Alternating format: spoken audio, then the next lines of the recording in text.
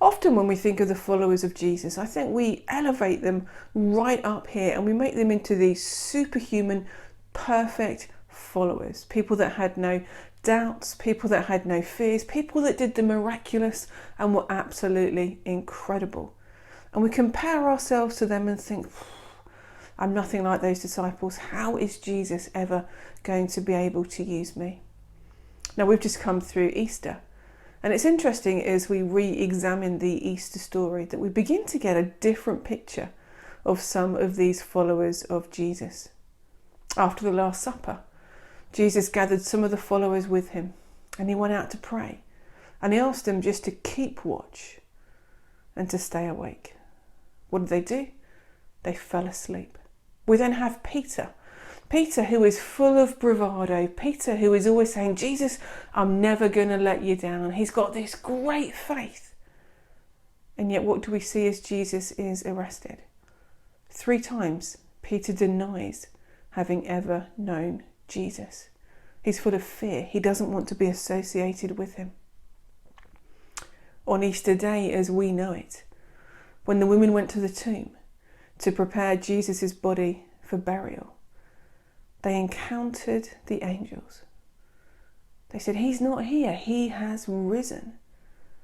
And they ran back to the others to bring this wondrous news that Jesus has risen from the dead. And we see an interesting response. Some just didn't believe. Some had to run to the tomb and to begin to see for themselves. There was quite a bit of doubt and uncertainty going around, even though Jesus had told them that he was going to rise again from the dead. And then we have Thomas. Thomas, who really, really does not believe that Jesus rose again from the dead. Even when the others had encountered Jesus, he was full of doubt. He was full of fear.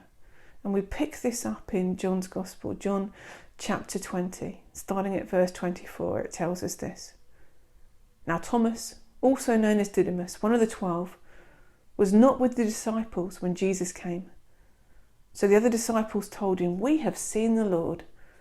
But he said to them, unless I see the nail marks in his hands, and put my finger where the nails were, and put my hand into his side, I will not believe.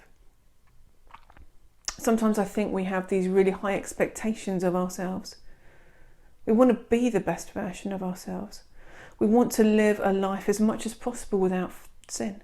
We want to live lives of faith. We want to step out and do the miraculous and the wondrous for Jesus.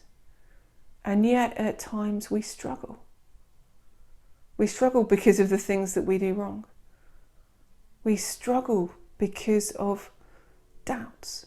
Doubts about ourselves, doubts about God, just questions that we have in everyday life. And I want to encourage us today that God isn't expecting perfection from us. That God understands our frailties.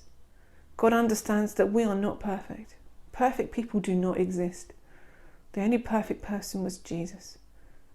His followers, and every follower that we see in the Old and the New Testament, they were very rugged and raw. They were not perfect. And we are rugged and raw, and we are not perfect. And we have failings. We have insecurities. We have doubts. And I want us to be encouraged by the way that Jesus is with Thomas. So Jesus has appeared to the rest of the disciples. Thomas isn't there. And even though the disciples are saying, Jesus has risen, we have seen him with our own eyes, Thomas is like, I'm really struggling. I can't believe it. I need to work this out for myself. And so a week later, not instantly, but a week later, Jesus returns. And this is the encounter that we read of, following on that passage in John's Gospel. A week later, his disciples were in the house again, and Thomas was with them. Though the doors were locked, Jesus came and stood among them and said, "Peace be with you." Then he said to Thomas, "Put your finger here. See my hands. Reach out your hand and put it into my side. Stop doubting and believe." Thomas said to him, "My Lord and my God." Then Jesus told him, because you have seen me, you have believed. Blessed are those who have not seen and yet have believed. Jesus knew that Thomas was struggling with doubt and with fear. He didn't shout at him. He didn't make him feel bad about it. Peace be with you. Thomas, come to me. Let me help you to believe. Let me help you with those doubts that you are experiencing. And it's that same gracious and loving Jesus that says to each of us, come to me. Come just as you are. I know your struggles. I know your doubts. I know at times that you will let me down. I know that in the past you have let me down. I love you. It's not about being perfect. It's about a heart that says, Jesus, I want to follow you. It's about a heart that says, Jesus, I am struggling.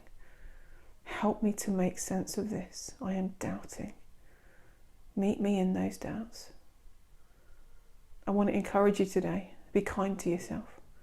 Because God is far kinder to us than we can ever imagine. God does not expect perfection. Jesus came to be the perfect one who died in our place. Spend time in the presence of Jesus. Bring to him your doubts. Bring to him your worries. Bring to him your insecurities. Bring to him your dreams and your desires and the ways that you want him to use you. He says, peace. Come to me.